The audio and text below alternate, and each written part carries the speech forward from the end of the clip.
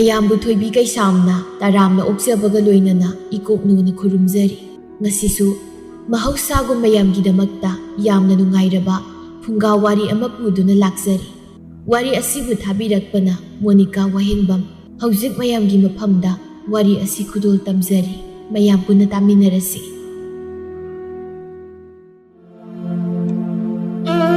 ꯏꯕꯣꯍꯜ ꯃꯆꯥꯒꯨꯝꯂꯕꯤ ꯊꯥꯕꯜꯂꯩꯒꯤ ꯄꯣꯠꯐꯝ ꯑꯗꯨꯗ ꯐꯝꯂꯤ ꯑꯗꯨꯒ ꯊꯥꯕꯜꯂꯩꯗ ꯑꯣꯟꯁꯤꯟꯗꯨꯅ ꯍꯥꯏꯔꯛꯂꯝꯃꯤ꯫ ꯊꯥꯕꯜꯂꯩ, ꯅꯪꯅ ꯌꯣꯟꯕ ꯄꯣꯠꯁꯦ ꯅꯪ ꯇꯥꯗꯗꯤ ꯂꯥꯟꯊꯣꯛꯂꯒ ꯂꯩꯗꯅ ꯆꯠꯄꯁꯦ ꯍꯦꯛꯇ ꯉꯝꯗꯕ, ꯀꯃꯥꯏꯅ ꯇꯧꯕꯅꯣ ꯈꯪꯗꯦꯕ꯫ ꯊꯥꯕꯜꯂꯩꯗꯣ ꯀꯔꯤꯁꯨ ꯈꯨꯝꯗꯦ, ꯅꯣꯛꯇꯃꯛ ꯅꯣꯛꯏ ꯑꯗꯨꯒ ꯋꯥꯈꯜꯗꯗꯤ ꯈꯜꯂꯤ, ꯏꯁ ꯏꯄꯨꯒꯨꯝꯕ ꯃꯥꯅ ꯑꯩꯉꯣꯟꯗ ꯏꯔꯥꯡꯒꯁꯨ ꯑꯃꯨꯛ ꯇꯧꯁꯤꯜꯂꯛꯏ꯫ ꯇꯥꯗ ꯀꯥꯏ, ꯑꯩꯈꯣꯏ ꯄꯥꯕ ꯐꯥꯎ ꯄꯣꯛꯄ ꯌꯥꯔꯅꯤ ꯃꯥꯅ꯫ ꯅꯠꯇꯦ, ꯅꯈꯣꯏꯒꯤ ꯅꯃꯥ ꯃꯈꯤꯌꯥꯠ ꯁꯥꯡꯕꯤ ꯑꯃ ꯂꯩꯕꯗꯣ ꯑꯗꯨꯅ ꯃꯅꯥ ꯃꯁꯤꯡꯁꯤꯡꯁꯦ ꯌꯣꯟꯕ ꯀꯔꯤ ꯀꯥꯏꯒꯦ? ꯑꯁꯨꯛ ꯐꯖꯈ꯭ꯔꯕꯤ ꯂꯩꯁꯥꯕꯤ ꯃꯆꯥ ꯅꯪꯉꯣꯟꯗ ꯌꯣꯜꯍꯜꯂꯤꯕꯁꯤꯕꯣ? ꯍꯣ ꯄꯥꯕꯨꯡ, ꯑꯩꯈꯣꯏ ꯏꯃꯥꯅ ꯌꯣꯜꯂꯗꯤꯅꯦ ꯏꯃꯥꯒꯤ ꯃꯁꯛꯇꯣ ꯊꯤꯃꯟꯗꯅ ꯃꯤ ꯑꯃꯠꯇꯅ ꯂꯩꯕꯤꯗꯤꯌꯦ, ꯑꯗꯨꯗ ꯑꯩꯅ ꯑꯣꯏꯅ ꯍꯦꯛꯇ ꯌꯣꯜꯂꯕ꯫ ꯑꯗꯣ ꯅꯈꯣꯏ ꯅꯃꯥꯅ ꯅꯪ ꯄꯣꯛꯑꯝꯃꯤꯁꯤꯗꯤ ꯑꯩꯅ ꯈ꯭ꯋꯥꯏꯗꯒꯤ ꯉꯛꯏꯅꯤ꯫ ꯅꯣꯏ ꯏꯃꯥꯗꯤ ꯃꯈꯤꯌꯥꯠꯀꯗꯣ ꯁꯥꯡꯗꯅ ꯂꯨꯃꯥꯡꯒꯗꯣ ꯇꯔꯨ ꯇꯔꯨ ꯀꯣꯏꯔꯒ ꯌꯥꯝ ꯊꯤ ꯇꯥꯏꯅꯦ꯫ ꯑꯗꯨꯅꯦ ꯃꯃꯥ ꯅꯝꯊꯤꯕꯤꯅ ꯃꯆꯥ ꯔꯥꯙꯤꯀꯥ ꯄꯣꯛꯑꯦ ꯍꯥꯏꯕꯗꯣ꯫ ꯑꯗꯣ ꯄꯥꯕꯨꯡ, ꯉꯁꯤꯗꯤ ꯃꯅꯥ ꯃꯁꯤꯡꯁꯦ ꯈꯔ ꯌꯥꯝꯅ ꯂꯩꯕꯤꯈꯣꯀꯣ꯫ ꯅꯄꯥ ꯂꯥꯜꯂꯒ ꯆꯠꯄ ꯉꯝꯗ꯭ꯔꯕ ꯑꯩꯉꯣꯟꯗꯕꯨ ꯑꯃꯨꯛ ꯂꯩꯈꯣ ꯀꯥꯏꯅ ꯍꯥꯏꯔꯤꯕ? ꯍꯩ, ꯋꯥ ꯃꯥꯡꯅꯕ ꯊꯕꯛ, ꯅꯪꯅ ꯍꯥꯏꯗ꯭ꯔꯕꯁꯨ ꯑꯗꯨꯝ ꯂꯩꯒꯗꯕ ꯂꯩꯔꯕꯁꯤꯗ꯫ ꯄꯥꯕꯨꯡꯁꯤꯃ ꯈꯪꯏꯗꯅ ꯍꯅꯨꯕꯅ ꯁꯤꯔꯝꯗꯥꯏꯗ ꯏꯔꯥꯡ ꯇꯧꯕ꯭ꯔꯥ ꯍꯥꯏꯕꯕꯨ ꯅꯪ ꯅꯔꯜ ꯇꯞꯇꯥꯏ ꯆꯥꯊꯣꯛꯈꯤꯕ꯫ ꯑꯗꯣ ꯅꯪ ꯅꯨꯃꯤꯠ ꯈꯨꯗꯤꯡꯒꯤ ꯏꯟꯁꯥꯡ ꯅꯥꯄꯤ ꯌꯣꯟꯕ ꯊꯣꯛꯂꯛꯎꯀꯣ, ꯑꯩ ꯅꯨꯃꯤꯠ ꯈꯨꯗꯤꯡꯒꯤ ꯂꯩꯕ ꯊꯣꯛꯂꯛꯀꯦꯕ꯫ ꯄꯥꯕꯨꯡ, ꯑꯗꯨꯗꯤ ꯈꯔ ꯈꯔ ꯌꯥꯝꯅ ꯂꯩꯕ ꯇꯥꯕ꯫ ꯑꯗꯣ ꯄꯥꯕꯨꯡ, ꯅꯪꯁꯦ ꯅꯁꯨꯒꯗꯤ ꯋꯥꯈꯥꯛ ꯆꯥꯎꯔꯝꯕꯅꯤꯗ꯫ ꯀꯥꯏꯗꯒꯤ ꯏꯁꯨꯅꯨꯗ, ꯅꯪꯁꯨ ꯑꯣ ꯏꯆꯥ ꯅꯨꯄꯥ ꯑꯃꯈꯛ ꯂꯩꯌꯦ, ꯅꯨꯄꯤ ꯊꯤꯌꯨ ꯌꯥꯗꯦ, ꯑꯗꯨꯗ ꯅꯪ ꯄꯥꯕꯨꯡꯅ ꯑꯣꯏꯅ ꯃꯃꯥꯇꯣꯟ ꯑꯃ ꯄꯨꯁꯤꯟꯕꯤꯔꯒꯦ ꯈꯟꯕꯅꯤꯗ꯫ ꯄꯥꯕꯨꯡ, ꯀꯩꯒꯤꯅꯣ ꯏꯆꯥ ꯅꯨꯄꯥꯗꯨꯅ ꯅꯨꯄꯤ ꯊꯤꯌꯨ ꯍꯥꯏꯕ ꯌꯥꯗꯦ ꯍꯥꯏꯔꯤꯕꯗꯨꯕꯣ? ꯉꯥꯎꯕ ꯖꯥꯠꯂꯣ? ꯅꯨꯄꯤ ꯐꯪꯗꯕ ꯑꯣꯏꯔꯒꯅ ꯑꯩꯕꯨ ꯅꯃꯧ ꯅꯨꯄꯤ ꯑꯣꯏꯔꯣꯗꯅ꯫ ꯍꯥ, ꯏꯃꯧ ꯍꯥꯏꯕ? ꯑꯗꯨꯗꯤ ꯌꯥꯔꯣꯏꯗ, ꯑꯩꯅꯗꯤ ꯁꯣꯝꯗ ꯃꯃꯥꯇꯣꯟ ꯑꯣꯏꯍꯟꯒꯦꯒ ꯍꯥꯏꯗꯅ ꯀꯟꯅ ꯈꯜꯂꯤꯉꯩꯁꯤꯗ꯫ ꯑꯁ, ꯄꯥꯕꯨꯡꯒꯤ ꯃꯑꯣꯡꯁꯦ ꯑꯩꯈꯣꯏꯒꯨꯝꯕ ꯃꯅꯥ ꯃꯁꯤꯡ ꯌꯣꯟꯕꯤꯅꯒ ꯌꯨꯝꯒꯤ ꯃꯧ ꯑꯣꯏꯍꯟꯅꯤꯡꯗꯕꯒꯤ ꯃꯑꯣꯡ ꯃꯥꯜꯂꯤꯀꯣ? ꯑꯗꯨꯒꯤ ꯋꯥ ꯅꯠꯇꯦꯗ, ꯏꯃꯧꯗꯒꯤ ꯍꯦꯟꯕꯅꯤꯅꯦ ꯑꯩꯅ ꯑꯣꯏꯍꯟꯒꯦ ꯈꯜꯂꯤꯕꯁꯤꯗꯤ꯫ ꯏꯕꯣꯍꯜꯅ ꯀꯣꯏꯕ ꯌꯥꯕ ꯀꯣꯏꯔꯨꯔꯒ ꯍꯜꯂꯛꯄꯗ ꯃꯆꯥꯅꯨꯄꯥ ꯈꯣꯝꯕꯅ ꯆꯥꯛ ꯊꯣꯡꯗꯨꯅ ꯂꯩꯔꯤꯕꯗꯨ ꯎꯕꯗ ꯍꯪꯂꯛꯂꯝꯃꯤ꯫ ꯈꯣꯝꯕ, ꯈꯣꯝꯕ, ꯆꯥꯛꯇꯨꯕꯨ ꯍꯧꯖꯤꯛ ꯐꯥꯎꯕ ꯂꯣꯏꯗ꯭ꯔꯤꯕ꯭ꯔꯣ ꯅꯪ? ꯍꯥ? ꯅꯨꯡ ꯐꯨꯠꯂꯤꯕ꯭ꯔꯣ? ꯆꯥꯛ ꯊꯣꯡꯂꯤꯔꯕ ꯅꯪꯒꯤꯗꯣ? ꯄꯥꯕ, ꯉꯥꯏꯕ ꯉꯝꯗ꯭ꯔꯤꯕ ꯀꯩꯅꯣ ꯈꯪꯗꯦ, ꯒꯤꯔꯤ ꯒꯤꯔꯤ ꯇꯛꯑꯗꯅ꯫ ꯑꯩꯅ ꯃꯔꯣꯜ ꯑꯃ ꯇꯟꯕꯅꯦ, ꯃꯌꯦꯛꯀꯤꯗꯤ ꯉꯁꯤꯁꯦ ꯄꯥꯕꯒꯤ ꯆꯥꯛ ꯊꯣꯡꯕꯒꯤ ꯄꯥꯂꯤ ꯊꯣꯛꯄꯅꯤ, ꯀꯗꯔ ꯇꯧꯔꯒ ꯂꯧꯁꯥꯟ ꯈꯣꯝꯕ ꯍꯦꯛꯇ ꯆꯠꯁꯤꯟꯅꯈꯤꯅꯦ꯫ ꯆꯠꯁꯤꯟꯅꯕ ꯅꯠꯇꯦꯅꯦ, ꯆꯠꯂꯨꯔꯤꯕꯅꯤ꯫ ꯍꯧꯖꯤꯛꯄꯨ ꯍꯅꯨꯕ ꯑꯩꯅ ꯄꯥꯂꯤꯅꯤ ꯍꯥꯏꯗꯅ ꯆꯥꯛ ꯊꯣꯡꯗꯨꯅ ꯂꯩꯒꯗ꯭ꯔꯣ? ꯍꯥ? ꯄꯥꯂꯤ ꯑꯣꯏꯔꯗꯤꯅꯦ ꯊꯣꯡꯕ ꯇꯥꯕ, ꯍꯅꯨꯔꯁꯨ ꯆꯥꯛꯇꯤ ꯆꯥꯔꯤꯗꯅ꯫ ꯄꯥꯈꯪꯒ ꯁꯥꯒꯠꯇꯅ ꯌꯥꯝ ꯆꯠꯂꯤꯗꯥꯏꯅꯦ꯫ ꯄꯥꯈꯪ ꯅꯪꯅ ꯄꯥꯈꯪ ꯑꯣꯏꯗ꯭ꯔꯕꯅꯤꯅ ꯍꯅꯨꯕ ꯑꯩꯅ ꯄꯥꯈꯪ ꯁꯥꯕ ꯇꯥꯕꯅꯤꯗꯅ꯫ ꯑꯣ ꯁꯥꯔꯁꯨ ꯃꯥꯜꯂꯔꯣꯏꯌꯦ, ꯉꯔꯥꯡꯁꯨ ꯏꯆꯦ ꯂꯥꯛꯑꯝꯕꯅꯤ, ꯌꯥꯝ ꯁꯥꯎꯔꯝꯃꯅꯤ꯫ ꯄꯥꯕ, ꯅꯪ ꯋꯥꯊꯤ ꯌꯥꯝ ꯇꯧꯅꯨꯀꯣ꯫ ꯅꯆꯦ ꯅꯃꯥ ꯂꯧꯕꯤꯗꯨꯒꯤ ꯋꯥꯕꯨ ꯋꯥ ꯑꯣꯏꯅ ꯂꯧꯔꯤꯕ ꯌꯥꯕ? ꯍꯥ? ꯃꯗꯨ ꯋꯥ ꯑꯣꯏꯅ ꯂꯧꯔꯨꯕ ꯌꯥꯕ ꯅꯠꯇꯦ, ꯃꯆꯤꯟ ꯀꯟꯈ꯭ꯔꯕ꯫ ꯅꯃꯥꯗꯨꯁꯨ ꯁꯤꯒꯠꯄꯤ ꯑꯣꯏꯅ ꯍꯦꯛ ꯇꯧꯔꯗꯅ ꯉꯟꯇꯥꯅ ꯁꯤꯗꯣꯛꯈꯤ꯫ ꯃꯥ ꯂꯩꯔꯝꯂꯕꯗꯤ ꯉꯁꯤ ꯏꯄꯥ ꯏꯆꯥꯅ ꯆꯥꯛ ꯊꯣꯡꯗꯨꯅ ꯋꯥꯔꯤꯕꯁꯦ ꯋꯥꯔꯝꯈꯤꯗ꯭ꯔꯣ? ꯏꯁ ꯄꯥꯕ, ꯅꯪꯒꯤꯗꯨꯗꯤ ꯏꯃꯥ ꯅꯨꯡꯁꯤꯕꯒꯤ ꯁꯣꯟꯕ ꯅꯠꯇꯦꯅꯦ, ꯆꯥꯛ ꯊꯣꯡꯕꯤꯅꯕ ꯂꯩꯇꯕꯁꯤꯒꯤ ꯁꯣꯟꯕꯅꯦꯕ꯫ ꯌꯥꯏ, ꯆꯥꯛ ꯊꯣꯡꯕꯒꯤ ꯁꯣꯟꯕꯁꯤꯗ ꯅꯨꯡꯁꯤꯕꯁꯨ ꯌꯥꯎꯔꯕꯅꯤꯅꯦ꯫ ꯃꯥꯕꯨ ꯅꯨꯡꯁꯤꯗꯅ ꯃꯥꯅ ꯊꯣꯡꯕ ꯆꯥꯛ ꯆꯥꯒꯦ ꯂꯧꯈꯤꯕꯅꯤ, ꯑꯗꯨꯕꯨ ꯍꯧꯖꯤꯛꯇꯤ ꯅꯪꯅ ꯅꯈꯨꯠ ꯍꯥꯝꯕꯣꯏ ꯍꯥꯝꯗꯕꯣꯏ ꯊꯣꯡꯕ ꯑꯣꯏꯅ ꯆꯥꯔꯒ ꯂꯩꯔꯦꯗꯅ꯫ ꯄꯥꯕ, ꯑꯗꯨꯏ ꯋꯥꯕꯨꯗꯤ ꯉꯁꯤ ꯅꯣꯡꯉꯥꯟꯕꯒꯤ ꯌꯥꯐꯥꯎ ꯁꯦꯝꯗ꯭ꯔꯤ꯫ ꯁꯤꯗꯅꯤ ꯑꯩꯅ ꯅꯃꯥꯇꯣꯟ ꯑꯃ ꯄ꯭ꯔꯞ ꯄ꯭ꯔꯞ ꯄꯨꯔꯛꯀꯗꯣꯏꯁꯦ꯫ ꯄꯥꯕ, ꯀꯔꯟ ꯌꯥꯝ ꯇꯥꯔꯛꯀꯅꯨꯀꯣ꯫ ꯀꯔꯤ ꯀꯔꯟ? ꯍꯥ? ꯅꯪ ꯍꯥꯏꯔ ꯄꯥꯈꯪ ꯁꯥꯔꯤ ꯑꯣꯏꯗꯅ ꯑꯗꯨꯝ ꯂꯩ, ꯏꯃꯧ ꯅꯨꯄꯤ ꯑꯃꯠꯇ ꯌꯨꯝꯁꯤꯗ ꯄꯨꯁꯤꯜꯂꯛꯑꯣ ꯍꯥꯏꯕꯁꯤꯕꯨ ꯃꯁꯤꯁꯨ ꯌꯥꯕ ꯀꯧꯕ ꯂꯩꯇꯦ꯫ ꯑꯗꯨꯅ ꯅꯪ ꯄꯥꯕꯅ ꯑꯣꯏꯅ ꯅꯃꯥꯇꯣꯟ ꯑꯃ ꯄꯨꯁꯤꯜꯂꯛꯄ ꯇꯥꯕꯅꯤꯅꯦ꯫ ꯌꯥꯝ ꯍꯩꯅꯗꯦꯅꯦ ꯑꯩꯈꯣꯏ ꯄꯥꯕꯁꯦ꯫ ꯅꯪꯅ ꯌꯥꯝꯅ ꯍꯩꯅꯗ꯭ꯔꯒꯅ ꯏꯄꯥ ꯅꯃꯥꯇꯣꯟꯒꯤ ꯃꯅꯥꯛꯇ ꯑꯣꯏꯅ ꯂꯩꯈꯤꯗꯣꯏꯕ, ꯅꯪ ꯅꯇꯣꯝꯇ ꯌꯨꯝꯁꯤꯗ ꯂꯩꯍꯧꯕ ꯉꯝꯃꯗ꯭ꯔꯣ? ꯄꯥꯕ, ꯆꯥꯛꯁꯤ ꯆꯥꯔꯨꯁꯤ, ꯑꯗꯨꯒ ꯌꯥ ꯀꯥꯔꯒ ꯅꯥꯈꯣꯛꯑꯒ ꯇꯨꯝꯕꯤꯌꯨ꯫ ꯆꯥꯛ ꯇꯣꯛꯄꯒꯤ ꯊꯕꯛ ꯃꯌꯥꯝꯁꯦ ꯏꯆꯥ ꯅꯇꯣꯝꯇ ꯂꯣꯏꯁꯤꯜꯍꯧꯔꯒꯦ ꯍꯥꯏꯔꯤꯕ꯭ꯔꯣ? ꯐꯔꯦ, ꯆꯥꯛ ꯇꯣꯛꯄꯤꯔꯣ, ꯆꯥꯊꯣꯛꯂꯒ ꯏꯄꯥ ꯉꯥꯏꯍꯥꯛꯀ ꯀꯣꯏꯔꯨꯈꯤꯒꯦꯀꯣ꯫ Kari ahal na ko'y pabasip ay di utong natangiri. Siraan maturan ka mong torok na ba? Ahal tangda sok na dun yun. Ibuhal nga sisu tabalagi potpam na laklamay. Mana lakpada tabalagi potpam da pakang masakra na. Manamasing laybagi na mga tabalagi wari sa doon laybado urami. Kaya da. Nupa masanin tumibising sina ay hitabalay daga irang kausang daga. Masi kukay na ngasi. Pakang naman. Adong ngasi di laysabi masak masabi na yun masawrisa. Kangso hekta saro dong niko. Ama naman. Ay di insang yun libisalsa. Masak pacaman na sawrisa sinmagi muda tunggadaw maliko. Ibong mayam sawri do mahaw yengluro. Aduga namikudingi natsadagi insang laybilao. Ibuhal na. Masi tanaga waga ngani kari harisa. Pakang sina nusi pamiga haibada yari haribsa. Masi wadisi patway hudaba yate. Pakang aman anza sida ahal sisu amu insang layba sangay. Wari kay batari. Angang sa kari nuni noy sida ha kaidong nari no. Mana masing layba loy badi sasasat koyat. Pakang aman abo isa nupiro masak yam phazai. Imado yam phazaramgadong mali. Tabalayse ima lawbo soida oiramuni khagi. Pabunggi saktudi yengba yadre.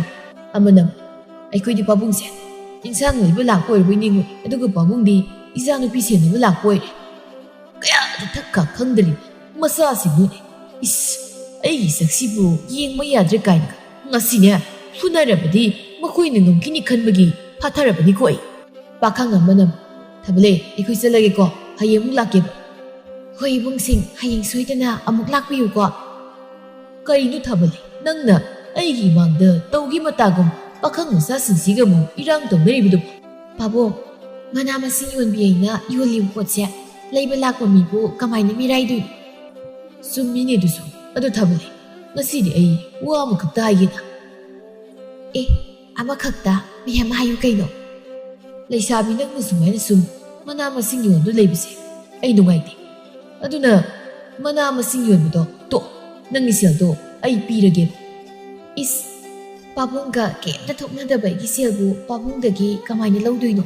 Adu oiragana kainomadi thoknahalasida ha aisu pam leirabni. Kay thoknadoiba namau nupi oirage haibasu yabide. Aigi isa nupagi mama oibdi kari kaige. Haima yam nukningi pabungni hek nangthorapasima aibu ahal oire khanbagi. Adugi nang hausing matamgi ngausingnaba suningda pakhang amada laybabudi aingona laybani nungainida hayeng akot tahamduna sagadoribni. Tabalayso adomna ahal oiraba ibohalna masagum mangonda khalakli wakhal aduda sauningladuna selsa thoklagi khalami aduna kumlaklami. Pabo haibo haimalakte haini sumaina sum wado lerekli bisa kuirakli. Pabongumba samu loibamta thengnazarabadi haiduna isorda khurumzarini. Adudi tanjase saplek sari isorna nangbu aigi tambiri. Adu pabo mana masingdi matam khara yonkige ko aina nanakta leitri phawdi yaidana. Aduni aini yam pakatlibise masak phazabi leisabi nangna mana masing loinbise. O pabo kaisu pakhatpiruno aise angang oijarabasu pukse leptabi pakhal leptabi nupi nate kaidorage. Aibo asak nungaina thambigadaba pabong leiradabu aina kanabu thirukidoino. Adonidana ai hayema nangi samnagi khudum ama suklesani. Ado nang aingonda pabungdi karunako taado oina kawrab. Aduna pharatra tada ngihagi matung ibuhaldu satkre. Mana mayumda hanjilakpada masanupa khombana mapapo ngaiduna leirami.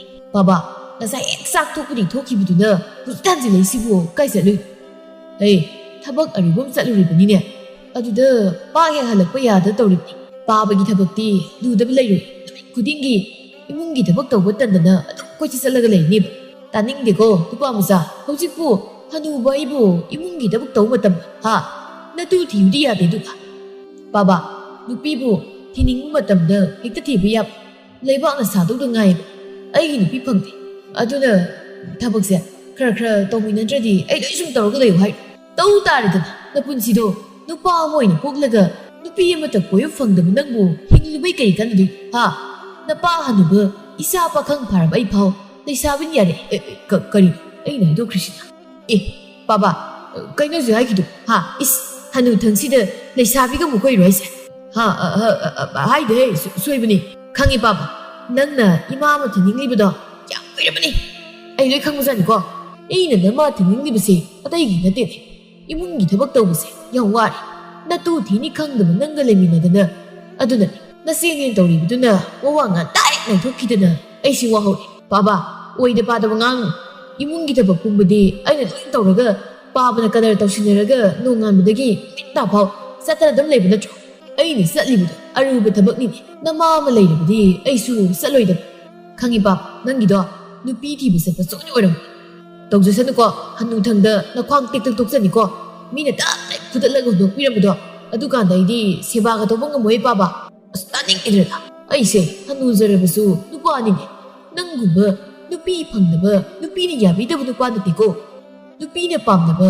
ꯃꯄꯥꯒꯤ ꯔꯥꯁꯤꯗꯤ budget ꯑꯃꯠꯇꯁꯨ ꯂꯧꯗꯦ ꯃꯃꯥ ꯁꯤꯒꯟꯕꯤꯗꯨꯒꯤ ꯔꯥꯁꯤꯅꯤ ꯅꯪꯅ ꯂꯧꯔꯤꯕꯁꯦ ꯊꯥ ꯑꯃꯒꯤ ꯃꯇꯨꯡꯅꯤ ꯊꯥꯕꯂꯩꯒꯤ ꯌꯨꯝꯗꯅꯤ ꯑꯁꯪꯕꯤꯅ ꯊꯥꯕꯂꯩ ꯅꯪꯕꯨ ꯂꯣꯏꯗ꯭ꯔꯤꯕꯔꯣ ꯏꯟꯖꯥꯡ ꯌꯣꯟꯕ ꯆꯠꯄꯗꯕꯨ ꯑꯗꯨ ꯀꯦꯔꯕꯗꯤ ꯏꯕꯦꯝꯃ ꯂꯣꯏꯔꯦꯍꯦ ꯍꯣꯏ ꯏꯃꯥ ꯑꯩꯁꯦ ꯂꯩꯁꯥꯕꯤꯅꯤ ꯂꯩꯁꯥꯕꯤ ꯈꯔꯁꯨ ꯀꯦ ꯈꯣꯠꯇꯅ ꯇꯧꯗ꯭ꯔꯗꯤ ꯀꯩꯅꯣ ꯉꯥꯡꯅꯤꯡꯈ꯭ꯔ ꯄꯣꯠꯅꯤ ꯉꯥꯡꯅꯤꯡꯕꯒꯤ ꯋꯥ ꯅꯠꯇꯦꯅꯦ ꯊꯦꯡꯈ꯭ꯔꯕꯗꯤ ꯌꯥꯝ ꯌꯣꯜꯍꯧꯔꯔꯣꯏ ꯍꯥꯏꯗꯅ ꯇꯧꯕꯅꯤꯅꯦ ꯑꯩꯗꯤꯅꯤ ꯏꯃꯥ ꯃꯅꯥ ꯃꯁꯤꯡ ꯌꯣꯟꯕ ꯆꯠꯄꯁꯦ ꯇꯜꯂꯕꯅꯤ ꯍꯅꯨꯕꯤ ꯃꯌꯥꯝꯗꯨꯅ ꯑꯩꯁꯦ ꯅꯨꯡꯁꯤꯗꯕꯅ ꯂꯣꯏꯔꯦ ꯄꯣꯠꯅꯤ ꯑꯩ ꯍꯦꯛ ꯊꯣꯛꯂꯛꯄꯗꯒꯤ ꯃꯣꯏ ꯑꯝꯇ ꯁꯤꯠꯇ꯭ꯔꯦ ꯍꯥꯏꯗꯅ ꯃꯤꯅ ꯄꯣꯠ ꯁꯤꯠꯄꯕꯨ ꯃꯣꯏꯅ ꯀꯜꯂꯛꯏꯕ ꯃꯈꯣꯏꯁꯨ ꯍꯅꯨꯕꯤꯅꯤ ꯃꯈꯣꯏꯅ ꯌꯣꯟꯕꯒꯤ ꯃꯍꯨꯠꯇ ꯃꯆꯥꯅꯨꯄꯤ ꯂꯩꯔꯤꯕꯁꯤꯡꯗꯣ ꯊꯥꯗꯣꯛꯇꯅ ꯌꯣꯜꯍꯟꯕꯗꯤ ꯀꯔꯤ ꯀꯥꯏꯌꯦꯒꯦ ꯑꯩꯈꯣꯏꯗꯧꯅ ꯈꯪꯗꯦ ꯑꯩ ꯍꯦꯛ ꯎꯔꯕ ꯄꯩ ꯄꯩꯗꯨꯅ ꯐꯝꯅꯈ꯭ꯔꯅꯤ ꯑꯗꯨꯒ ꯖꯨꯖꯥ ꯖꯨꯖꯥ ꯃꯤꯋꯥ ꯉꯥꯡꯅꯗꯣꯏꯕ ꯏꯆꯥꯁꯤꯗꯤꯅꯦ ꯃꯋꯥ ꯑꯝꯇ ꯂꯧꯔꯨꯅꯨ ꯑꯩꯈꯣꯏꯒꯤ ꯍꯥꯏꯕꯕꯨ ꯁꯦꯜ ꯐꯪꯂꯒ ꯂꯣꯏꯔꯦ ꯑꯗꯨꯒꯅꯦ ꯍꯅꯨꯕꯗꯣ ꯃꯗꯨꯃꯗꯤ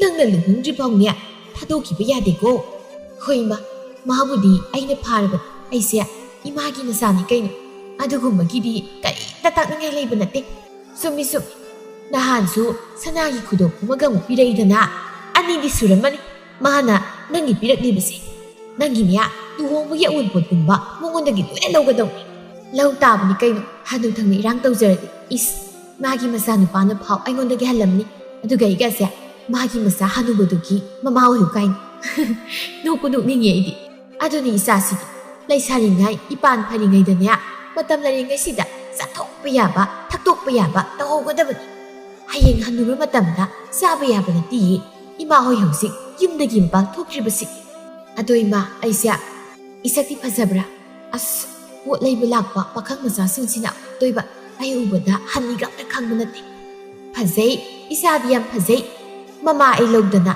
ꯁꯕꯥꯟꯗꯒꯤ ꯁꯛꯇꯒꯤ ꯀꯔꯤꯃꯠꯇ ꯋꯥꯠꯄ ꯅꯠꯇꯦ ꯑꯗꯨꯕꯨꯅꯦ ꯅꯃꯥ ꯑꯩꯒꯤ ꯅꯨꯄꯥꯒꯨꯝꯕ ꯌꯨ ꯉꯥꯎꯕꯒꯗꯤ ꯊꯪꯂꯥꯛꯀꯅꯨꯀꯣ ꯏꯃꯥ ꯑꯩ ꯊꯦꯡꯉꯤ ꯆꯠꯂꯦꯀꯣ ꯍꯟꯖꯤꯜꯂꯛꯄꯗ ꯆꯥꯛ ꯂꯣꯏꯔꯝꯃꯨꯀꯣ ꯊꯥꯕꯂꯩꯅ ꯊꯣꯛꯂꯛꯄꯗ ꯏꯕꯣꯍꯜꯗꯤ ꯍꯥꯟꯅꯅ ꯃꯥꯕꯨ ꯉꯥꯏꯗꯨꯅ ꯃꯥꯒꯤ ꯄꯣꯠꯐꯝ ꯃꯄꯥ ꯑꯗꯨꯗ ꯐꯝꯗꯨꯅ ꯂꯩꯔꯝꯃꯤ ꯊꯥꯕꯂꯩ ꯏꯕꯣꯍꯜꯕꯨ ꯎꯕꯗ ꯃꯕꯨꯛꯅꯤꯡꯗ ꯈꯜꯂꯤ ꯑꯁꯤꯒꯤ ꯍꯅꯨꯕꯁꯦ ꯑꯩꯉꯣꯟꯗ ꯐꯖꯅ ꯉꯥꯎꯔꯕꯖꯥꯠꯅꯤꯍꯦ ꯅꯨꯡꯕꯨ ꯅꯨꯡꯉꯥꯏꯕꯤꯗꯦ ꯑꯩꯅ ꯆꯦꯟꯈꯤꯕ ꯅꯨꯃꯤꯠꯇ ꯃꯥꯅ ꯀꯥꯏꯒꯗꯕ ꯊꯃꯣꯏꯗꯣ ꯊꯣꯛꯇꯤ ꯊꯣꯛꯂꯛꯏ ꯉꯁꯥꯏꯗꯒꯤ ꯑꯩꯅ ꯃꯥ ꯉꯥꯏꯕꯗ ꯈ꯭ꯋꯥꯡꯒꯁꯦ ꯀꯦꯛ ꯇꯧꯔꯕꯅꯦ ꯑꯗꯨꯒ ꯃꯥꯅ ꯅꯨꯡꯉꯥꯏꯅ ꯃꯣꯃꯣꯟꯒ ꯅꯣꯛꯇꯅ ꯂꯥꯛꯏꯅꯤꯅꯦ ꯄꯥꯕꯣ ꯉꯁꯤꯗꯤ ꯌꯥꯝ ꯉꯜꯂꯤꯍꯦ ꯉꯟꯕ ꯍꯥꯏꯕꯕꯨ ꯉꯁꯥꯏꯗꯒꯤ ꯅꯪ ꯉꯥꯏꯕꯗ ꯈ꯭ꯋꯥꯡꯒꯁꯦ ꯇꯦꯛ ꯇꯧꯔꯛꯄꯅꯤꯗ ꯈꯔ ꯊꯦꯡꯅ ꯑꯗꯨꯝ ꯊꯣꯛꯂꯛꯑꯁꯨ ꯊꯦꯡꯅꯒꯗꯕ ꯂꯩꯔꯤꯕꯗꯨꯗ ꯌꯥꯝ ꯉꯥꯏꯉꯝꯗꯅ ꯉꯟꯇꯥ ꯑꯃꯨꯛ ꯊꯣꯛꯂꯛꯏꯕꯅꯤꯅꯦ ꯅꯤꯡꯃꯟꯗꯅ ꯌꯨꯝꯗ ꯂꯩꯕ ꯉꯝꯗ꯭ꯔꯕ ꯑꯗꯨꯅꯅꯤꯅꯦ ꯅꯨꯡꯁꯥ ꯁꯥꯕ ꯈꯪꯗꯃꯈꯩ ꯅꯪꯕꯨ ꯁꯪꯕ ꯂꯥꯛꯂꯤꯕꯅꯤ ꯏꯁ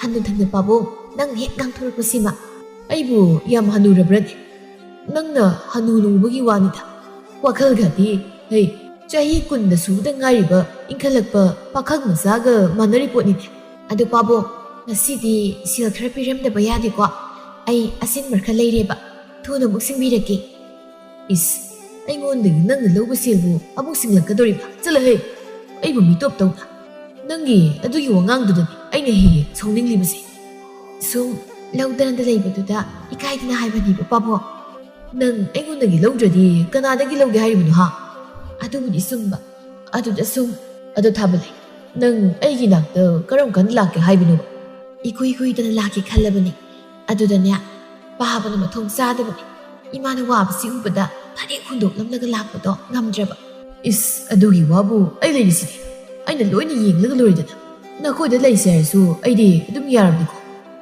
ꯑꯗꯣ ꯁꯦꯜꯗꯣ ꯄꯤꯔꯝꯃꯣ ꯑꯗꯨꯒ ꯆꯠꯂꯣꯕ ꯁꯤ ꯃꯤꯁꯤꯡꯁꯤꯅ ꯑꯩꯈꯣꯏꯅ ꯌꯦꯡꯅꯔꯤ ꯃꯌꯥꯝꯁꯦ ꯌꯦꯡꯉꯣ ꯏꯀꯥꯏꯌꯦꯕ ꯀꯜꯂꯛꯇꯨꯅ ꯌꯦꯡꯂꯤꯕꯅꯤ ꯃꯈꯣꯏꯗꯤ ꯐꯪꯗ꯭ꯔꯕꯅꯤꯅ ꯁꯣꯝꯅ ꯊꯥꯕ ꯂꯩꯒ ꯄꯣꯠ ꯌꯣꯟꯃꯤꯟꯅꯕ ꯅꯨꯄꯤꯁꯤꯡ ꯑꯗꯨꯁꯨ ꯃꯈꯣꯏ ꯑꯅꯤ ꯇꯧꯔꯤꯕꯗꯨ ꯎꯕꯗ ꯍꯥꯏꯔꯛꯂꯝꯃꯤ ꯂꯥꯏꯕꯤꯅ ꯃꯤꯠꯁꯤ ꯑꯣꯟꯊꯣꯛꯅꯁꯨ ꯅꯥꯈ꯭ꯔꯦꯗꯀꯣ ꯑꯉꯥꯡꯅ ꯃꯇꯤꯛ ꯃꯄꯥ ꯆꯥꯏ ꯈꯪꯗꯦ ꯆꯥꯗꯦ ꯈꯪꯗꯦ ꯁꯛꯇꯥꯁꯤꯡꯁꯦ ꯌꯦꯡꯅꯤꯡꯗꯕꯅ ꯊꯣꯏꯕꯤꯅ ꯑꯗꯨꯅꯦ ꯍꯦꯛ ꯂꯥꯛꯄꯗꯒꯤ ꯍꯅꯨꯕ ꯃꯄꯥꯒꯨꯝꯕꯁꯤꯒ ꯍꯤ ꯍꯥ ꯀꯔꯤ ꯊꯣꯏꯅ ꯇꯧꯖꯩꯅꯣ ꯈꯪꯗꯦ ꯍꯥꯏꯔꯁꯨ ꯅꯊꯧ ꯀꯔꯤ ꯂꯩ ꯍꯥꯏꯗꯅ ꯍꯥꯏꯔꯛꯀꯅꯤ ꯇꯧꯔꯤꯕ ꯍꯥꯏꯗꯣꯏꯅꯤ ꯁꯦꯜ ꯆꯥꯊꯣꯛꯂꯤꯕꯅꯤ ꯑꯇꯩ ꯀꯔꯤꯝꯇ ꯅꯠꯇꯦ ꯊꯥꯏꯅ ꯃꯃꯥꯗꯨꯁꯨ ꯇꯧꯔꯤꯗꯨ ꯎꯔꯦꯗꯅ ꯄꯣꯠꯐꯝꯁꯤ ꯂꯥꯛꯂꯒ ꯅꯨꯄꯤ ꯑꯃꯅ ꯇꯞ ꯐꯨꯗꯠꯂꯝꯕꯗꯒꯤ ꯃꯆꯥꯅꯨꯄꯤꯁꯦ ꯑꯃꯨꯛ ꯊꯥꯗꯣꯔꯛꯂꯤꯕ ꯅꯠꯇ꯭ꯔꯣ ꯊꯣꯏꯕꯤꯅ ꯁꯤꯗ ꯅꯠꯇꯦ ꯅꯨꯄꯥꯁꯤꯁꯨ ꯃꯇꯨ ꯃꯆꯥꯒ ꯑꯝꯇ ꯂꯩꯇ꯭ꯔꯕ꯭ꯔꯥ ꯀꯩꯅꯣ ꯂꯩꯇ꯭ꯔꯦ ꯍꯥꯏꯔꯁꯨ ꯃꯁꯥꯒꯤ ꯂꯦꯡꯒꯥ ꯆꯥꯟꯅꯕ ꯍꯥꯏꯕ ꯑꯃꯗꯤ ꯂꯩꯗꯅ ꯑꯗꯨꯁꯨ ꯅꯠꯇꯦ ꯊꯝꯕꯥꯜꯅ ꯑꯁ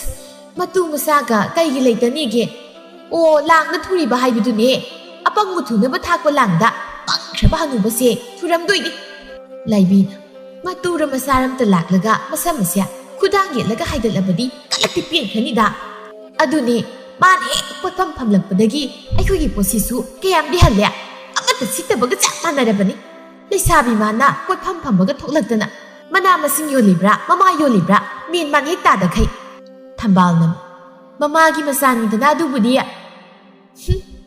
ꯄꯥꯝꯃꯤꯕꯅꯤ ꯍꯥꯏꯗꯨꯅꯁꯨ ꯃꯄꯥꯒꯨꯝꯕ ꯍꯅꯨꯕꯁꯤꯗꯒꯤ ꯁꯦꯜ ꯆꯥꯊꯣꯛꯄ ꯉꯝꯂꯤꯕꯁꯤꯅꯤ ꯂꯩꯕꯤꯅ ꯃꯤꯒꯤꯗ ꯂꯥꯛꯇꯨꯅꯅꯦ ꯀꯩꯅꯥ ꯀꯣꯛ ꯀꯠꯊꯣꯛꯂꯕꯗꯤ ꯀꯠꯂꯛꯇꯨ ꯄꯦꯟꯒꯗꯕ ꯑꯗꯨꯃꯥꯏꯅꯒ ꯀꯩꯅꯥ ꯀꯠꯂꯗꯤꯅꯦ ꯇꯟꯖꯥ ꯂꯧꯔꯒ ꯏꯈꯨꯠꯁꯤ ꯄꯦꯟꯅ ꯑꯃꯨꯛꯇ ꯐꯨꯒꯦꯅ ꯈꯜꯂꯤꯕꯅꯤ ꯍꯅꯨꯕꯅꯦ ꯇꯧꯔꯤꯁꯤꯅ ꯃꯔꯣꯜ ꯑꯃ ꯃꯃꯤꯠꯁꯤꯗ ꯈꯨꯗꯣꯝꯕꯤꯁꯤꯅ ꯆꯥꯛ ꯍꯦꯛ ꯊꯤꯟꯕ ꯍꯅꯨꯊꯪꯗ ꯅꯨꯄꯤ ꯌꯥꯝ ꯄꯥꯝꯕ꯭ꯔꯥ ꯍꯥꯏꯕꯕꯨ ꯃꯁꯤꯒꯤ ꯑꯉꯥꯡꯁꯦ ꯑꯩꯈꯣꯏ ꯃꯌꯥꯝ ꯆꯪꯂꯒꯅꯦ ꯃꯅꯥ ꯃꯁꯤꯡ ꯌꯣꯟꯕ ꯊꯣꯛꯂꯛꯇꯅꯕ ꯑꯃꯨꯛꯇ ꯁꯤꯟꯈꯤꯁꯤ ꯅꯠꯇ꯭ꯔꯕꯗꯤꯅꯦ ꯑꯩꯈꯣꯏ ꯃꯥ ꯍꯦꯛ ꯊꯣꯛꯂꯛꯏꯈꯩ ꯄꯣꯠꯀ ꯑꯝꯇ ꯁꯤꯠꯂꯔꯣꯏ ꯅꯣꯡꯃꯁꯨ ꯏꯕꯣꯍꯜꯒꯤ ꯃꯆꯥꯅꯨꯄꯤ ꯃꯌꯨꯝ ꯄꯥꯟꯈꯤꯕ ꯁꯅꯥꯊꯣꯏꯗꯨ ꯂꯥꯛꯇꯨꯅ ꯆꯥꯛ ꯆꯥꯔꯤ ꯏꯕꯣꯍꯜ ꯈꯣꯝꯕ ꯑꯃꯗꯤ ꯁꯅꯥꯊꯣꯏ ꯃꯈꯣꯏ ꯍꯨꯝꯅ ꯆꯥꯛꯇꯨ ꯆꯥꯔꯤꯉꯩꯗ ꯏꯕꯣꯍꯜ ꯊꯥꯕꯂꯩꯕꯨ ꯅꯤꯡꯁꯤꯡꯂꯛꯇꯨꯅ ꯃꯇꯣꯝꯇ ꯇꯨꯃꯤꯟꯅ ꯅꯣꯛꯐꯦꯠ ꯇꯧꯔꯤ ꯏꯆꯦ ꯄꯥꯝꯅ ꯇꯧꯔꯤꯁꯦ ꯑꯝꯇ ꯌꯦꯡꯉꯨ ꯄꯥꯈꯪꯉꯩ ꯐꯥꯎꯕ ꯁꯨꯃꯥꯏꯅ ꯑꯝꯇ ꯇꯧꯗꯦꯕ ꯑꯗꯨꯒ ꯃꯥꯅ ꯍꯅꯨꯊꯪꯁꯤꯗ ꯄꯥꯕꯥ ꯄꯥꯕꯥ ꯇꯥꯗꯦꯅꯦ ꯄꯥꯕꯥ ꯊꯥꯕꯂꯩ ꯈꯪꯉꯦ ꯉꯁꯤꯗꯤ ꯀꯩꯅꯣ ꯍꯥꯏꯁꯤꯕꯨ ꯏꯆꯥꯅꯨꯄꯤ ꯃꯆꯤꯟ ꯀꯟꯈ꯭ꯔꯕꯁꯤꯗ ꯊꯥꯕꯂꯩ ꯀꯥꯏꯅꯒ ꯑꯃꯨꯛ ꯀꯧꯁꯤꯜꯂꯨꯔꯦꯅꯦ ꯍꯣ ꯊꯥꯕꯂꯩ ꯅꯠꯇꯤꯌꯦ ꯅꯆꯥ ꯁꯅꯥꯊꯣꯏꯅꯦ ꯈꯪꯕꯤꯗ꯭ꯔꯕꯣ ꯅꯆꯥꯒꯁꯦ ꯃꯃꯤꯡ ꯀꯥꯎꯕꯤꯔꯕ꯭ꯔꯣ ꯀꯥꯎꯗꯦ ꯁꯣꯏꯕꯅꯤ ꯀꯔꯤꯅꯣ ꯅꯪꯁꯤ ꯊꯥꯏꯅ ꯅꯃꯥ ꯂꯩꯔꯤꯉꯩꯗ ꯅꯁꯛ ꯅꯇꯧ ꯌꯥꯝꯅ ꯐꯖꯩ ꯅꯃꯥꯏꯒꯗꯣ ꯐꯧꯔꯥꯃꯨꯛ ꯄꯥꯛꯂꯗꯅ ꯊꯥꯁꯤꯒꯤ ꯃꯥꯏꯊꯣꯡ ꯃꯥꯜꯂꯤ ꯍꯥꯏꯗꯅ ꯊꯥꯕꯂꯩ ꯀꯧꯔꯝꯃꯤ ꯑꯗꯨ ꯁꯨꯝ ꯅꯤꯡꯁꯤꯡꯂꯛꯄꯅꯤꯗ ꯑꯩꯈꯣꯏ ꯄꯥꯕꯁꯦ ꯑꯣꯏꯗꯕ ꯉꯥꯡꯕꯒꯁꯦ ꯀꯌꯥ ꯍꯩꯔꯤꯕꯅꯣ ꯄꯥꯕ ꯆꯤꯟꯊꯤꯕ ꯑꯩ ꯂꯣꯏꯅ ꯈꯪꯕꯖꯥꯠꯅꯤ ꯑꯣꯏꯗ ꯄꯥꯗꯕ ꯌꯥꯝ ꯉꯥꯡꯂꯛꯀꯅꯨꯀꯣ ꯆꯥꯛꯀꯗꯣ ꯍꯥꯗꯅ ꯁꯤꯕ ꯇꯥꯔꯅꯤ ꯅꯪ ꯇꯨꯃꯤꯟꯅ ꯉꯝꯇ ꯆꯥꯎꯅꯤ ꯀꯃꯥꯏꯅ ꯇꯨꯃꯤꯟꯅ ꯆꯥꯗꯣꯏꯅꯣ ꯄꯥꯕꯒꯤ ꯃꯑꯣꯡꯗꯨꯒ ꯑꯎꯕ ꯑꯩꯈꯣꯏ ꯍꯨꯝꯅ ꯏꯀꯥꯏ ꯊꯥꯏꯅꯅ ꯏꯃꯥꯝꯗ ꯊꯤꯌꯨ ꯍꯥꯏꯕꯗꯣ ꯌꯥꯕ ꯀꯧꯕ ꯂꯩꯇꯦ ꯍꯧꯖꯤꯛꯅ ꯊꯤꯅꯤ ꯇꯧꯈꯠꯂꯛꯏ ꯑꯗꯨꯁꯨ ꯂꯦꯡꯒꯥ ꯆꯥꯟꯅꯕꯒ ꯑꯣꯏꯔꯗꯤ ꯐꯩꯌꯦ ꯂꯩꯁꯥꯕꯤꯗꯨꯕꯨ ꯄꯥꯕꯅ ꯀꯃꯥꯏꯅ ꯂꯧꯗꯣꯏꯅꯣ ꯑꯁ ꯀꯨꯏꯅ ꯃꯔꯣꯜ ꯑꯃ ꯉꯥꯡꯕꯅꯤ ꯉꯥꯡꯗ꯭ꯔꯗꯤ ꯀꯩꯅꯣ ꯄꯥꯕ ꯅꯨꯄꯤꯗꯣ ꯄꯥꯕꯗ ꯀꯩꯁꯨ ꯂꯩꯕꯤꯔꯛꯀꯗꯕ ꯅꯠꯇꯤꯌꯦ ꯄꯥꯕꯗꯒꯤ ꯁꯦꯜ ꯆꯥꯊꯣꯛꯄ ꯌꯥꯅꯕ ꯃꯇꯝ ꯂꯦꯜꯂꯤꯕꯅꯤ ꯅꯣꯏꯅꯤ ꯉꯥꯡꯍꯧꯔꯣꯀꯣ ꯑꯩ ꯆꯠꯂꯦꯍꯦ ꯆꯥꯛꯀꯁꯦ ꯑꯝꯇ ꯅꯦꯅꯥ ꯇꯥꯅ ꯆꯥꯐꯝ ꯈꯪꯕ ꯅꯠꯇꯦ ꯏꯆꯥꯅꯨꯄꯤꯅꯦ ꯇꯧꯔꯤꯁꯤꯅ ꯏꯃꯥ ꯁꯥꯗꯅ ꯃꯁꯤꯗꯩꯁꯤꯗ ꯆꯥꯛ ꯄꯨꯈꯝꯁꯤꯃ ꯂꯣꯏ ꯆꯥꯊꯣꯛꯑꯒ ꯁꯧꯖꯅ ꯍꯧꯒꯠꯈ꯭ꯔꯤꯁꯤ ꯌꯦꯡꯉꯨ ꯏꯆꯦ ꯑꯁꯤ ꯑꯩꯈꯣꯏ ꯄꯥꯕꯅ ꯑꯗꯨꯝ ꯇꯧꯔꯤꯁꯦ ꯅꯪꯁꯨꯅꯤ ꯑꯉꯥꯡ ꯃꯆꯥꯁꯨ ꯅꯠꯇꯦ ꯆꯍꯤꯗꯨ ꯌꯥꯔꯕꯅꯤ ꯅꯇꯨꯗꯣ ꯀꯣꯛ ꯊꯤꯕꯗꯤ ꯀꯔꯤ ꯀꯥꯏꯒꯦ ꯆꯦ ꯅꯨꯄꯤꯕꯨ ꯊꯤꯅꯤꯡꯉꯦꯅ ꯍꯦꯛꯇ ꯊꯤꯕ ꯌꯥꯕ ꯂꯩꯇ ꯇꯧꯏꯅꯤ ꯂꯩꯔꯣꯏ ꯅꯨꯄꯤ ꯑꯃꯐꯥꯎ ꯊꯤꯕ ꯉꯝꯗꯕ ꯅꯪꯗꯤꯅꯦ ꯏꯃꯨꯡꯒꯤ ꯆꯥꯛꯊꯣꯡ ꯐꯥꯎꯁꯨ ꯇꯧꯔꯤꯗꯨꯅ ꯃꯇꯤꯛ ꯍꯦꯛ ꯆꯥꯔꯕꯅꯤ ꯏꯆꯦꯁꯨ ꯊꯤꯔꯛꯄ ꯌꯥꯏ ꯅꯧꯄꯥꯒꯤꯅꯤ ꯍꯥꯏꯗꯅ ꯑꯃꯗꯤ ꯑꯗꯨꯁꯨ ꯅꯠꯇꯕꯗ ꯑꯩꯉꯣꯟꯗꯗ ꯄꯉꯥꯡꯗ ꯉꯥꯡꯉꯤ ꯅꯪꯒꯤ ꯅꯨꯄꯤ ꯊꯤꯕꯁꯦ ꯇꯜꯂꯤꯅꯤ ꯅꯋꯥ ꯌꯥꯝ ꯄꯦꯠꯂꯤ ꯄꯥꯕꯁꯦ ꯁꯨꯃꯥꯏꯅ ꯁꯨꯝ ꯇꯧꯔꯕꯗꯤ ꯃꯤꯅ ꯑꯩꯈꯣꯏꯕꯨ ꯅꯣꯛꯅꯕꯗ ꯌꯥꯔꯔꯣꯏ ꯈꯪꯗꯦ ꯑꯩꯈꯣꯏ ꯄꯥꯕꯅ ꯈꯜꯂꯤ ꯋꯥꯈꯜꯁꯤꯕꯨ ꯀꯩ ꯄꯥꯕꯁꯨ ꯃꯆꯥ ꯑꯩꯈꯣꯏꯒꯤ ꯈꯟꯕꯗ ꯃꯥꯒꯤ ꯄꯨꯟꯁꯤꯁꯦ ꯉꯁꯤ ꯐꯥꯎꯕ ꯀꯠꯊꯣꯛꯇꯨꯅ ꯂꯥꯛꯂꯕꯅꯤ ꯃꯥꯅ ꯏꯃꯥ ꯑꯃ ꯊꯤꯕꯗꯣ ꯀꯩꯁꯨ ꯀꯥꯏꯗꯦ ꯊꯤꯖꯁꯠ ꯑꯗꯨꯕꯨ ꯃꯤꯅ ꯈꯨꯕꯥꯛ ꯈꯨꯗꯨꯅ ꯅꯣꯛꯅꯒꯗꯕ ꯊꯕꯛꯇꯤ ꯇꯧꯍꯟꯅꯤꯡꯗꯦ ꯅꯨꯄꯤꯗꯨꯁꯨ ꯅꯨꯄꯥꯒ ꯑꯝꯇ ꯐꯪꯗ꯭ꯔꯕ꯭ꯔꯥ ꯀꯩꯅꯣ ꯍꯧꯖꯤꯛꯀꯤ ꯃꯇꯝꯗ ꯍꯦ ꯑꯗꯨꯅꯤꯅꯦ ꯁꯦꯜ ꯆꯥꯊꯣꯛꯄ ꯌꯥꯅꯕ ꯃꯇꯥꯠ ꯍꯥꯏꯔꯤꯕꯗꯣ ꯍꯩꯈ꯭ꯔꯕ ꯅꯨꯄꯤ ꯑꯣꯏꯔꯝꯗꯧꯔꯤꯕꯅꯤ ꯑꯩꯗꯤꯅꯦ ꯃꯁꯛꯇꯨ ꯑꯃꯨꯛꯇꯕꯨ ꯌꯦꯡꯅꯤꯡꯂꯤ ꯉꯁꯤꯗꯤ ꯊꯥꯕꯂꯩꯗꯨ ꯄꯣꯠꯐꯝ ꯐꯝꯗꯦ ꯃꯍꯥꯛ ibohalga turil mapalda phamduna wari sari. Pabong, likse aingonda paabraba ha. Nongona yam pakjani khandana aina sakram adunabu amuk pakte haibro. As yam harawi ngasidi punsi sigine sumaina sanasiba kasya dasiba yanba phangjarappa natte. Ado haujikti phangjaridana pabonga thengnarubadagi ai suni thabale punsise nanga thengnarubadagi mapok amadu popaga sapmanare. Ado pabong nangse phadi phai yam nungsi haiba aisu nangbu nangi nungsibada angawba haibada oirabane. Adubu migi minok misa kaisu khandana inakta laktuna lairibasidi. Kanade aisu nakhoida laknaba tawrage. Ado nakhoida lakpada awunpot leiduna puraknaba sil khradi pirauko. Aigi nakta lakpabu nang kari yung purakige hai ha kaisu puran aina nangi karita wala loida. Ado oirasu aisu nupini kaino aduna kaige khradi puraga lakningi. Ayoy gata lepkida kuangase tekkadawri. Loisilakpa narakari kuina sangma phambase ngamdreba. As kahawri aigi nupase hanubane haiba wahaida ngaire naha oiriba yengbatadi yadre nakokato ngawri nakwakado koleba kuina phamanbagi khwang kitang nabasida haimaliko nangi wangangdudi. Is hanui gaina haibasisu sangningi male. Ho hanu bao chatpada nanamdo ponto e nakwang kole nakokina samdo angawbana masing yam hele. Adu oirasu hanuba aina leisabi tagat tekpi phajabinang lawdoisidi. Ado pabo haisu haibani haujiktada nupi thini haidana nacha nupana pakhang pharaba kanda kana tawri. Thainana kok thirambadi kai gaigeba po thaidagi aina pamu nupi amata leiktaba. Aina pamsa nupidi hanuraga isa pakhang pharakanda phange adunanita. Ado chanaba tawrasi aisu thabak yam lehuri yumda mathang unabada wari makhamu chakhraseba. Hoi as kana chatkanu ba khong khut kase loina tensing khriba kari chatpa khotpada mangam isan sandreda. Pabong horen namidangdi pabongna liksabibagi harau pungdok oina nga charang tasagi sil thajikta piramuba. Aidi liksabibagi aise sakauge nakhoida namidang chak chasi law kainaga hairakadu malu adudi oiramdri. Ho nangdinya hayeng luhungakanda changakadaba aikhoi imadagi phau pabongna halamgani. Imagi mangdi kaidro as ikairoida mi makubok tagi hanma maya nupa mayam leiri kai se laibado si lei asumna matam khara amasu haukhirami. Khomba masena sinduna thangnaba khuldagi thadoi kawi nupi amaga luhonglami. Ibohal sumangda wakhala makhanduna phamni. Aibu isa nupa hek luhongba loibaga ai nupi pusilaklebadi mina noknagadrane. Matang tokla sakhijeda aigi isa sikse ainadi luvongse khara yaithasi haibani. Masi haisibim leibduna hik yaba kouba leite. Asumna tanjaduda khombusi tholaktuna mapagi manakta phamle. Ibohal masana tholaklibagadu uba natte wakhal aduma khanduna ungduna phamle. Aise makhoi masi manausina kokse utongna sahandawrida. Aidine pele ira isani sagi thok aina aigi thok kok hek pusilaklaga loridana. Mani mamau masi manauduna punet lejisani. Ado aigi mausiga mamaton oigidoriba thabaleidugabu kanana hanbajatnane. Maji kari mathel thongzauge. Maji kaidorajatno. Maji baba kaurisi tadro. Hai napa thorai masa. Nui napa ha kari thoe haidina adu kanabu kauri. Ngasai tapna kaubudi paba tap. Kai mana gum chumsi leisi. Maji kari sang thongsiga. Khangdida imo ibema. Imongna saningba ma hik thongjit nang bazigidi kaisu kai tu nangi nupa makok chakpase asida khara hangbi. Baba aina kok saubagi wanate pabagi nawongdubu kainu hanu thangsida namong nupiki mawangdi kai. Is ikai bayam khangide isat ha nangna urau tharau duni hena atang apong na ni bu tapna dum isa no maga kawrasu yabaduda. Yare si papa handakti silkhra pidaba yariko maningi mama to malogi lawdo thadoni hai ekhoi lawrasib handak ipa sel phara khara tani hai arubu thabak amagi selpham asongba ma sangadaba lei. Baba kai thabak arubu nuji madu haiba yaba thabak nateda. Kaino haiba yadaba thabak haiba yadaba haidi haiba yadaba ko wa makhayam taranu sidaki agang masaga cha ani ekhoi pabse leisabidu pigi hai ꯇꯧꯅꯨꯀꯣ ꯄꯥꯕ ꯋꯥꯅ ꯇꯥꯟꯕ ꯁꯦꯜꯁꯤꯡꯗꯣ ꯂꯥꯏꯅ ꯃꯥꯡꯍꯟꯒꯦ ꯈꯟꯒꯅꯨ ꯏꯄꯥꯁꯦ ꯅꯪ ꯑꯣꯏꯅ ꯑꯃꯨꯛ ꯑꯣꯏꯔꯒꯦꯔꯣ ꯑꯩꯅ ꯑꯃꯨꯛ ꯃꯆꯥ ꯑꯣꯏꯔꯒꯦ ꯄꯥꯕꯗꯤ ꯍꯧꯖꯤꯛ ꯃꯆꯥ ꯌꯥꯝ ꯑꯣꯏꯅꯤꯡꯉꯝꯃꯅꯤ ꯂꯦꯡꯒꯥ ꯆꯥꯟꯅꯗ꯭ꯔꯕꯅꯤꯅ ꯆꯥꯟꯅꯅꯕ ꯍꯣꯠꯅꯕꯗ ꯅꯨꯃꯤꯠ ꯈꯔꯗꯤ ꯏꯕꯣꯍꯜꯗꯨ ꯂꯨꯍꯣꯡꯕꯒꯤ ꯊꯕꯛ ꯆꯤꯟꯕꯅ ꯃꯔꯝ ꯑꯣꯏꯔꯒ ꯊꯥꯕꯂꯩꯒ ꯎꯅꯔꯝꯗꯦ ꯂꯨꯍꯣꯡꯕ ꯂꯣꯏꯈ꯭ꯔꯕ ꯅꯨꯃꯤꯠ ꯈꯔꯅꯤꯒꯤ ꯃꯇꯨꯡꯅꯤ ꯏꯕꯣꯍꯜ ꯊꯥꯕꯂꯩꯒꯤ ꯃꯅꯥꯛꯇ ꯑꯃꯨꯛ ꯂꯥꯛꯂꯝꯃꯤ ꯊꯥꯕꯂꯩꯗꯨꯕꯨ ꯊꯣꯛꯂꯛꯂꯔꯣꯏꯗꯕ ꯖꯥꯠꯅꯤ ꯑꯩꯅ ꯃꯥ ꯉꯥꯏꯔꯛꯂꯤꯕꯁꯦ ꯐꯅ ꯀꯨꯏꯔꯤꯁꯦ ꯊꯣꯛꯂꯛꯀꯦꯗꯤ ꯊꯣꯛꯂꯛꯄ ꯌꯥꯔꯦ ꯏꯕꯣꯍꯜꯅ ꯉꯥꯏꯔꯤꯕꯗꯨ ꯎꯕꯗ ꯄꯣꯠꯐꯝ ꯐꯝꯕꯤ ꯅꯨꯄꯤ ꯑꯃꯅ ꯍꯥꯏꯔꯛꯂꯝꯃꯤ ꯃꯁꯤꯒꯤ ꯍꯅꯨꯕꯁꯦ ꯑꯃꯨꯛ ꯂꯥꯛꯄ ꯍꯧꯔ ꯃꯥꯜꯂꯤꯅꯦ ꯅꯍꯥꯟ ꯃꯈꯩ ꯂꯥꯛꯎꯗ꯭ꯔꯕꯅꯤ ꯑꯩꯗꯤ ꯁꯤꯈ꯭ꯔꯕ ꯍꯥꯏꯅ ꯈꯜꯂꯨꯔꯦ ꯑꯗꯨꯕꯨ ꯁꯤꯗꯤ ꯁꯤꯔꯝꯗ꯭ꯔꯤꯅꯦ ꯑꯃꯅ ꯁꯤꯔꯣꯏ ꯄꯥꯛ ꯁꯤꯈꯤꯔꯣꯏꯀꯣ ꯃꯇꯨ ꯃꯆꯥꯅ ꯌꯥꯝ ꯁꯦꯟꯅꯤꯡꯕ ꯅꯨꯄꯥ ꯑꯃꯨꯛ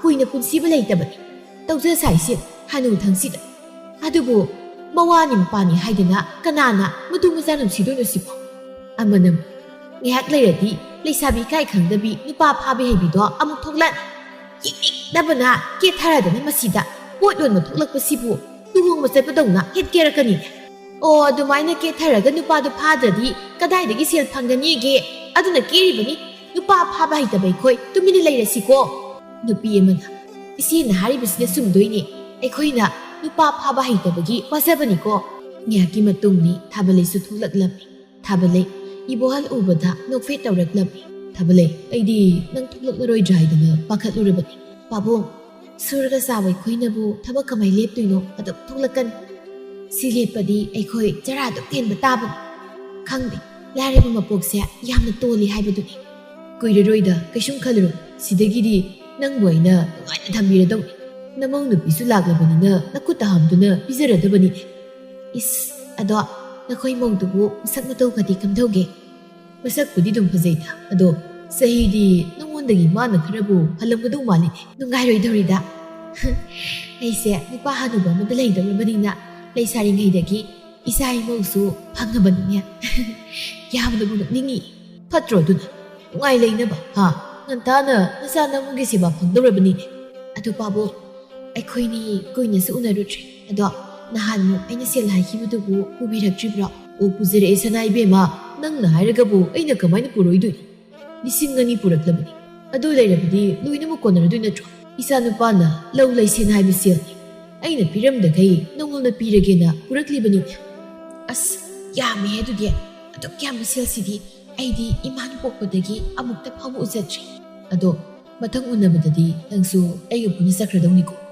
ꯅꯪꯒꯤ ꯂꯩꯒꯗꯕ ꯁꯤꯖꯤꯟꯅꯒꯗꯕꯁꯤꯡ ꯁꯤꯗꯒꯤ ꯂꯣꯏ ꯁꯤꯖꯤꯟꯅꯔꯣ ꯄꯤꯔꯛꯑꯣꯁꯤ ꯀꯩꯅꯣ ꯑꯃꯨꯛ ꯂꯥꯛꯏꯁꯤꯅ ꯅꯪꯒꯤꯗꯨ ꯑꯣꯏꯗꯣꯏ ꯂꯩꯔꯁꯤꯗ ꯑꯃꯨꯛ ꯂꯥꯛꯏꯕ ꯂꯥꯛꯇ꯭ꯔꯗꯤ ꯀꯩꯅꯣ ꯊꯥꯕꯂꯩꯗꯣ ꯁꯦꯜ ꯃꯌꯥꯝꯗꯣ ꯎꯕꯗ ꯃꯥꯅ ꯌꯣꯟꯅꯕ ꯄꯨꯔꯛꯂꯤꯕ ꯃꯅꯥ ꯃꯁꯤꯡꯒꯗꯣ ꯑꯃꯠꯇ ꯌꯣꯟꯗꯕꯤꯗ ꯑꯗꯨꯃꯛ ꯆꯠꯈꯤꯔꯝꯃꯤ ꯅꯨꯃꯤꯠ ꯑꯗꯨꯃꯛꯇꯗ ꯊꯥꯕꯂꯩ ꯃꯥꯒ ꯅꯨꯡꯁꯤꯅꯖꯕ ꯅꯨꯄꯥꯗꯨꯅ ꯆꯦꯟꯈꯤꯔꯝꯃꯤ ꯅꯨꯃꯤꯠ ꯈꯔꯒꯤ ꯃꯇꯨꯡ ꯏꯕꯣꯍꯜꯁꯨ ꯊꯥꯕꯂꯩꯅ ꯆꯦꯟꯈꯤꯕꯒꯤ ꯄꯥꯎꯗꯨ ꯇꯥꯔꯦ ꯏꯕꯣꯍꯜ ꯃꯀꯣꯛ ꯁꯥꯕꯗ ꯂꯣꯏꯔꯝꯃꯤ ꯀꯔꯤꯅꯣ ꯑꯩꯅ ꯍꯧꯖꯤꯛ ꯇꯧꯒꯗꯣꯔꯤꯕꯁꯤꯕꯣ ꯑꯁ ꯑꯩꯗꯤ ꯃꯥꯡꯂꯤꯗꯅ ꯕꯥꯖꯤ ꯀꯩꯗꯧꯔꯒꯦ ꯀꯩꯅꯣ ꯃꯥꯡꯂꯤꯕꯣ ꯂꯣꯏꯅ ꯃꯥꯡꯈ꯭ꯔꯦ ꯃꯥꯡꯗ ꯑꯝꯇ ꯂꯩꯇ꯭ꯔꯤ ꯑꯩ ꯍꯧꯖꯤꯛ ꯀꯔꯤ ꯇꯧꯒꯗꯕꯅꯣ ꯈꯪꯗ꯭ꯔꯦꯅꯦ ꯇꯥꯇꯣꯟ ꯇꯥꯕ꯭ꯔꯣ ꯇꯥꯇꯣꯟ ꯄꯥꯕꯁꯤ ꯀꯩꯅꯣꯝ ꯇꯧꯏ ꯃꯇꯣꯝꯇ ꯄꯪꯉꯥꯡꯗ ꯉꯥꯡꯂꯒ ꯂꯩꯍꯧꯔꯦꯕ ꯑꯝꯇ ꯊꯣꯛꯂꯛꯑꯣꯕ ꯄꯥꯕꯒꯤ ꯂꯩꯁꯥꯕꯤꯗꯣ ꯆꯦꯟꯈ꯭ꯔꯦ ꯑꯗꯨꯒꯤ ꯑꯣꯏꯔꯝꯒꯅꯤ ꯑꯗꯨ ꯑꯣꯏꯔꯁꯨ ꯑꯃꯨꯛꯇ ꯊꯣꯛꯂꯛꯂꯒ ꯌꯦꯡꯂꯧ ꯀꯩꯗꯧꯔꯒꯦ ꯑꯣ ꯊꯥꯕꯂꯩ ꯅꯪꯁꯦ ꯐꯠꯁꯨ ꯐꯠꯈꯤꯗ꯭ꯔꯦꯗꯀꯣ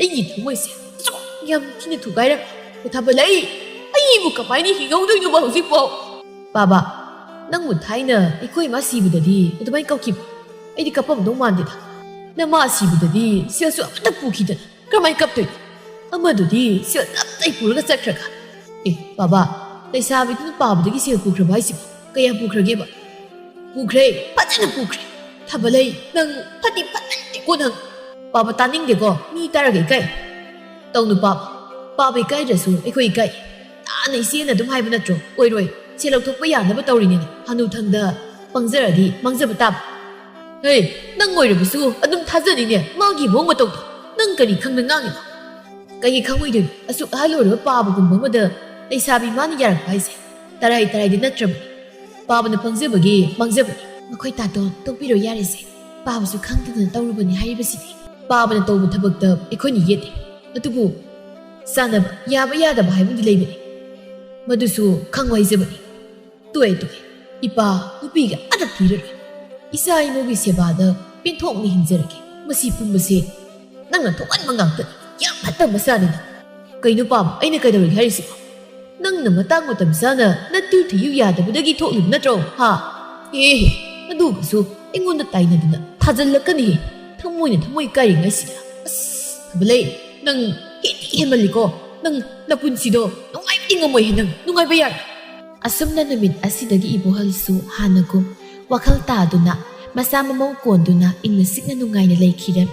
Matam khragi matungni sumna Thabalai magi phatraba lamsa sajat pumba magi nupana khanglakpadagi Thabalai bu tanthoraktuna mapam halaktun leirami.